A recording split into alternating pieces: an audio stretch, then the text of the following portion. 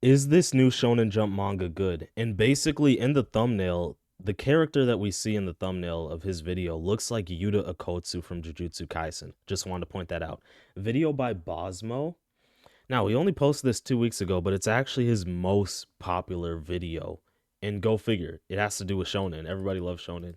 But yeah, I'm glad to hear that there's a new Shonen manga out. I'm hoping it is good. Because I have high hopes, and I want there to be more shonen manga just releasing because I love shonen. Gachi Akuda has been good so far. Solo Leveling, Sakamoto Days, all have been peaking. Boys, ladies, and they're relatively new. girls, gentlemen, and the raccoon who refuses to leave the trash can behind my fucking house. Welcome back to the program. For this week's manga, we're taking a look at a brand new series called Kinado's Magic. This is a brand new series from creator Kento Amamiya, a mangaka who has created a good Kinado's Magic. So it looks like it might follow, the basic formula: 2 guys, 1 girl. The Naruto formula, the Jujutsu Kaisen trio formula, whatnot.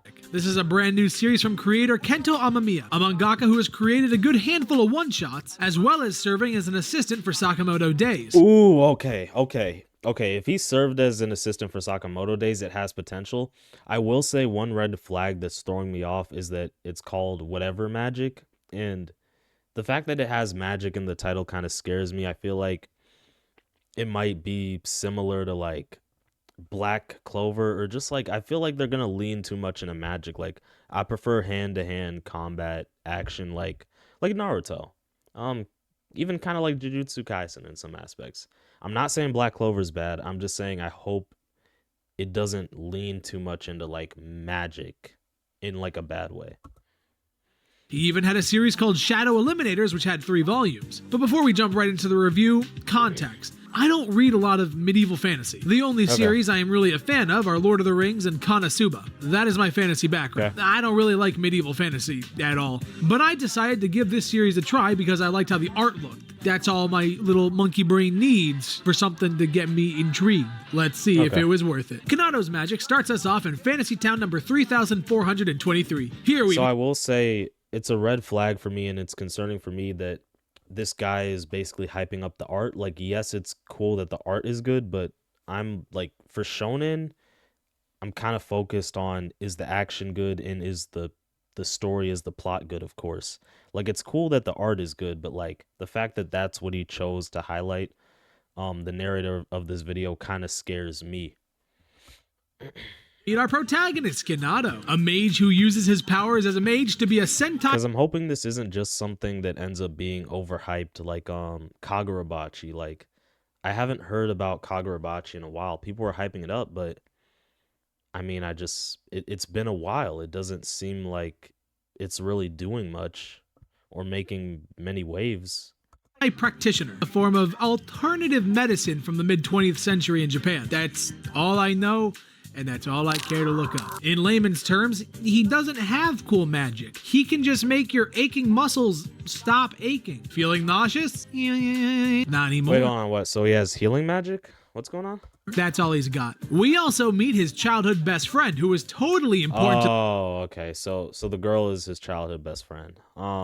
I feel like this is already gonna be a ship at this point, but you know what? Let me not try and push the basic shonen formula onto this anime series, because I haven't read it, I know nothing about it, and we don't know which direction it's gonna go in. I'm just gonna be optimistic. Maybe it'll be unique. Maybe it'll be like an extremely unique anime like Hunter x Hunter or JoJo's Bizarre Adventure. The story, you have to trust me on this. We're gonna call her Lynn. That's all she's got going for her. How much money can you lend me today? Oh, and now, wait, is she? Bro, don't tell me this guy's a simp and then she's just taking advantage of her. She's taking advantage of him. Is she? Bro, come on. The kind of character you'd find loitering inside Some things never change. Son. After healing plant, we are introduced to a trio of adventurers. Adventurers being this world's badass warriors. People who go on quests. And hold up. Adventurers being this world's badass warriors. Why does this guy low-key remind me of that freaking guy from Gachi Akuda, the guy in the cleaners. I forget his name. Like the tall guy who kind of teaches Rudo, and he's like, he's not the boss of the cleaners, but he's like, he has the blonde hair and he's kind of strong. Why am I forgetting his name, bro? He's like the first guy that Rudo meets when he's thrown down to the pit. He's like an extreme, like he's a main character, and he has blonde hair, and he's pretty strong. I just don't remember his name. Dang it. Engine. There we go. It's Engine. Yeah, he reminds me of Engine a little bit.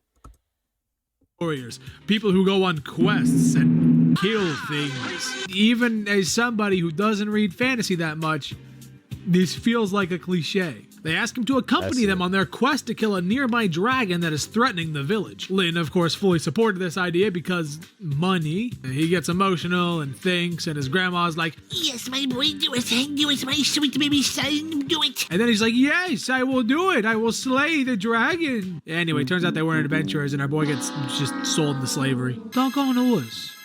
Don't get sold. So I'm gonna be honest, so far this looks like it's not gonna be some top tier shonen, but I'll try and be optimistic because, for example, Hunter x Hunter kind of fooled us. Like Hunter x Hunter, in episode 1, it was just Gon living with his mom or his aunt, and he was just on an island. Everything was peaceful, but then Hunter x Hunter became this super dark, gloomy show once you make it up to the Chimera Ant arc, and that's only like 148 episodes. In the span of 100 episodes, the show gets like extremely dark, and it used to be extremely lighthearted. It's insane how much like an anime can just transform. Slavery. You're not gonna like it. And your grandma, she might not really like it. After being thrown into slavery, we meet our next character. Is that what it looks like? This grass is edible.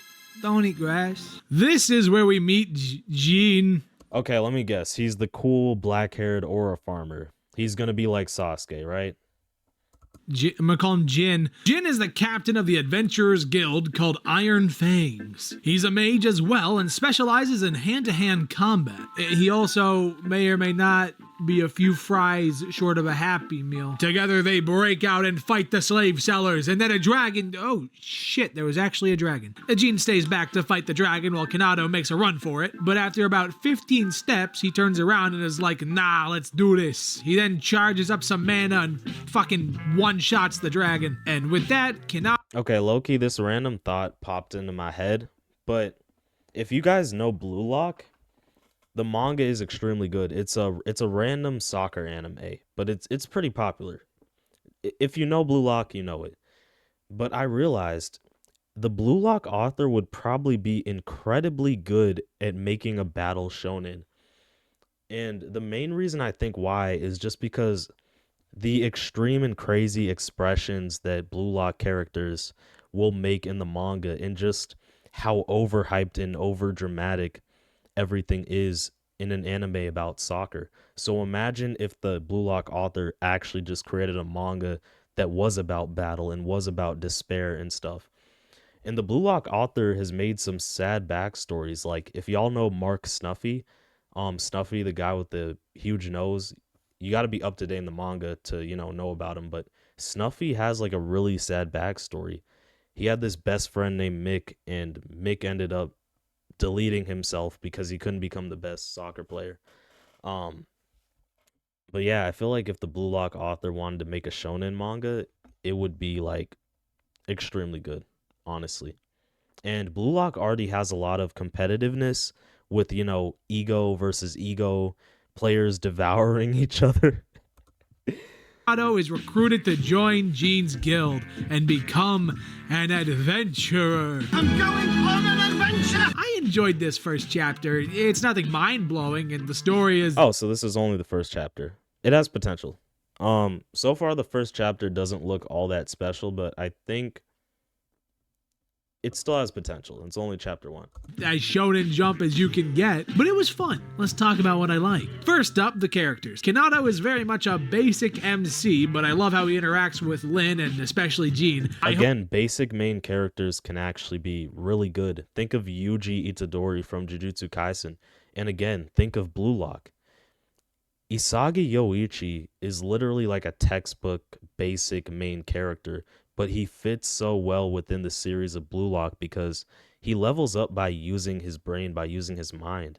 It's never like a physical upgrade. He just works with what he has. Like, it's his mindset, truly. Hope this series mostly stars those two as the main duo, because goddamn, it is fun to watch them. Lynn, yeah, we all know why she's here. I'm not complaining. Next is the art and paneling. Oh boy, I love how this series looks. In fact, I would argue that the art is the biggest reason I enjoyed it as much as I did. The paneling is clean and very well choreographed. Never once did I think a panel wasn't doing enough. This manga has great backgrounds, action shots, everything you need. And at some points, it feels like you're reading a storyboard rather than a manga. You can tell they're really aiming for anime with this one, and it's... For Yuji, I want to take back calling Yuji a basic main character. A lot of the fan base used to think that he was. I'll say for like maybe season 1, Yuji was, more of a basic main character or whatever, but in season 3 and season 2 and just throughout the manga, this aspect of Yuji being a cog and just going through all this depression and whatnot, like he does have some writing, some good depth and some good layers to him. Shonen Jump, so it probably will happen. Also, I love the faces so much. These made me grin and chuckle a few times. I adore how Amemiya draws reaction faces and panels. This dude has a fantastic sense of timing and humor.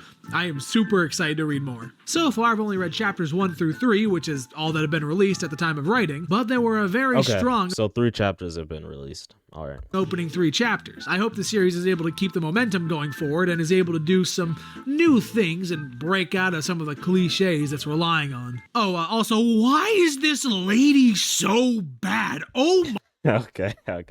Yeah, she does look bad. She does look bad. I'll be honest. My God, mommy. Overall, Dear I Lord. recommend you give this series a look. I only covered the first chapter because, well, I want you to go read it and give me your opinion on it. There isn't much for you to actually... I guess she's gonna be his favorite character because he literally got a little freaking portrait of her just sitting down on his desk.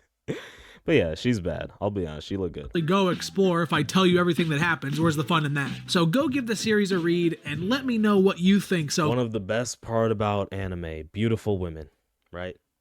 far, because I'm enjoying it, and I am enjoying it a lot more than I thought I was going to. So let me know what you guys think in the comments, and if you have any other manga or anime recommendations you want me to... You know what's crazy? I think Jujutsu Kaisen is the one series where the anime men are actually simped over more than the anime women. Like, there are so many women that talk about, like, Toji and Gojo and Nanami or whatever. It's actually insane how Jujutsu Kaisen kind of flips it. Do a little talk about whether that's a short video like this or a nice long one, which I have some on the way. I hope you guys like Girls Doing Panzer and Girls Last Whore. When this manga hits volume 1 or 2, I might revisit it and see if it's holding up. Who knows? Maybe it gets... So I'll be honest. I'll give my truthful assessment. It doesn't look like anything special so far. It doesn't look like anything special. But I do believe it can get better, and I do believe there's some amount of potential.